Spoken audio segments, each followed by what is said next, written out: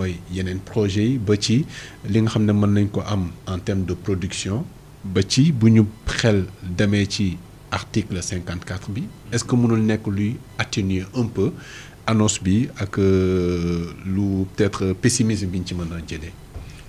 Bon li mën a augmenter la part de l'État mooy l'application du code pétrolier.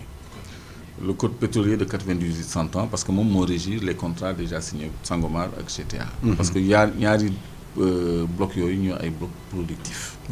Pour l'instant. Donc sur le code de 2019 amaguñu fi un bloc productif boo xam ne dafa dëppoo ak code 2019 parce que la clause de stabilité ne permet pas d'appliquer à Woodside à Cosmos et BP le code de 2019 donc le code de 98 la leen di appliquer donc mais même dans ce code ensuite des 10% yi état am l'État peut acheter 20% d'actifs à titre onéreux parce que acheter la mais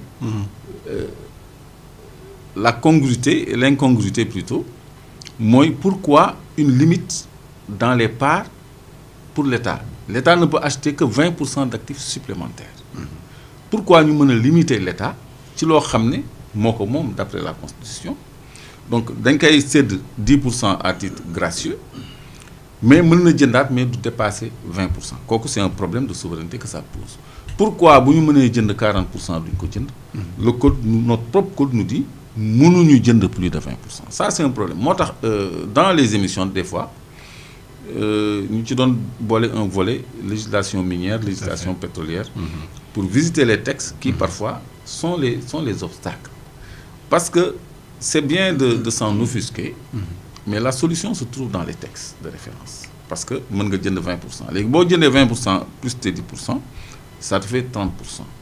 Alors pourquoi dans Sangomar l'État n'a pas 30% mais plutôt 18%?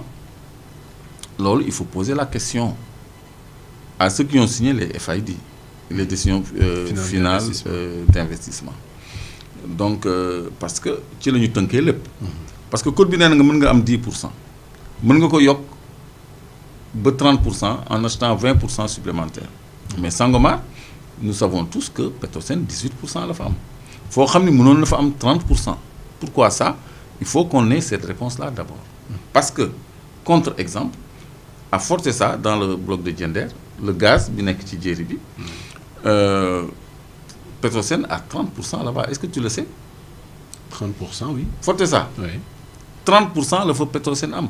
Donc en conformité avec le code pétrolier de 98. Donc normalement aussi ñun waroon nañu mën a am 30% GTA waroon nañu mën a am 30% Sangomar. Donc loolu je crois que benn affaire la ñaareel bi mooy le régime d'exonération. Si dans le code on exonère même les sociétés sous-traitantes des majors de BP Cosmos et Woodside maanaam ñi am ay contrats de service d'ingénierie autour du pétrole et du gaz yëpp bu fekkee ne ñoom ñëpp dañ leen di exonérer mu am une clause boo xam ne étudier woon nañ ko fii de libre transfert et de libre importation des fonds qui comme je le disais consacrer le blanchiment d'argent. Loolu je crois que Sénégal on lui laisse la portion congrue.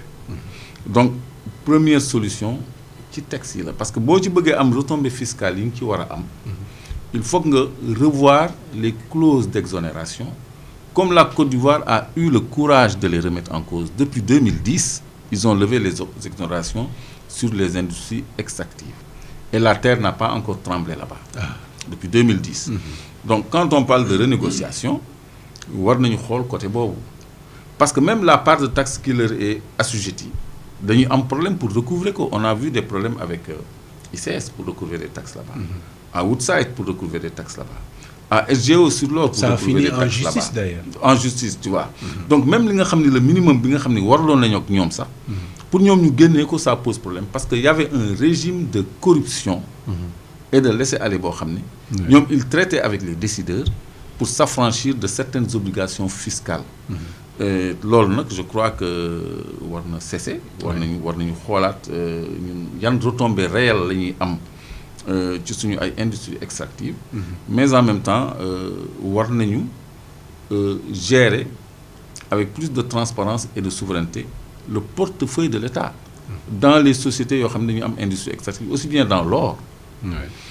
Parce qu'il est arrivé que suñu ay 10% yoo xam ne mënoon nañ ko augmenter suñu ay actifs ñu jaay nos droits de préemption. Ça je l'ai dit quand Macky était président, qu'on avait vendu nos droits de préemption à CGO dans l'or à 10 millions de dollars, 5 milliards ci booba, alors que mënoon nañu am 10% d'actifs supplémentaires. ñu jaay ko boo demee Sococim, le Sénégal a 0% à Sococim, 0%, parce que seen 10% tamit joxe nañ ko doo xam à quelle fin. Donc loolu, je crois que c'est le patrimoine de tout le monde que des décideurs politiques sont en train de brader, parce que 10% yi ñu amoon Sococim, mais on a 0 à Sococim maintenant, on a 0 à SGO, parce que dañu jaay suñu 10%. Euromine Joint Venture Group def jox ñu benn chèque de 10 millions de dollars, et puis c'est fini. Xaalis boobu la ñu dugal Prodac mu seey, je l'ai toujours dénoncé. Et j'ai été même prêt à témoigner ci procès Ousmane Sonko pour prouver qu'il y avait détournement, parce que domaine agricole communautaire bu Itato lañ ko dugaloon mu seey. Mais le juge n'a même pas voulu entendre les témoins. Xam nga ndax yéen a ngi fàttali affaire boobu. Sama convocation ba léegi maa ngi ko garder en guise de souvenir, sama assignation à comparaître plus tôt, pour te dire que nit ñi ils s'amusent avec le patrimoine de tout le monde. Boo gisee ñun ñuy sonn ci ressources naturelles, man dama jàpp ni ça nous intéresse et nous concerne tous, suñu alal la ñun ñëpp. Comme suuf si nga xam ne ñëpp ko bokk ñu jël ay privilégiés di leen ko jox, noonu la ñuy jëlee or beeg pétrole beeg gaz bi. Regarde le président qui donne un permis à son frère et à sa société, Aliou Sall. Loolu man suñu ma ko defaloon mais ma am ay milliards. Donc yooyu la ñu war a xoolaat, jiital intérêt Sénégal pour que li ñëpp bokk enfin ñëpp jot ci. ñëpp jot si ñi ñëpp bokk ñëpp jot si. Monsieur Adj, lan moo ci sa xalaat, am nga ci opinion par rapport aux 13%, naka la ñu mën a def peut-être ba améliorer que on constate clairement que ndeke waroon nañu mën a am plus que ça, mais le Premier ministre constate avec peut-être frustration que 13% rek lañ ci am, et que c'est inacceptable et qu'on devrait travailler sur la renégociation pour mën a am plus que ça. Effectivement, moi j'ai suivi en tout cas cette affaire, je l'ai suivi dans le en tout cas ci presse bi. Mais ça dit un peu sama première réaction mooy que déjà je pense que il faudrait que ñu jouer la transparence. Naka la ñu def ba en tout cas se retrouver avec 13%. Parce que loolu il faut effectivement nit ñi xam ko. Dañ ne effectivement dans l'article je sais pas combien 25 de la Constitution, les ressources appartiennent au peuple.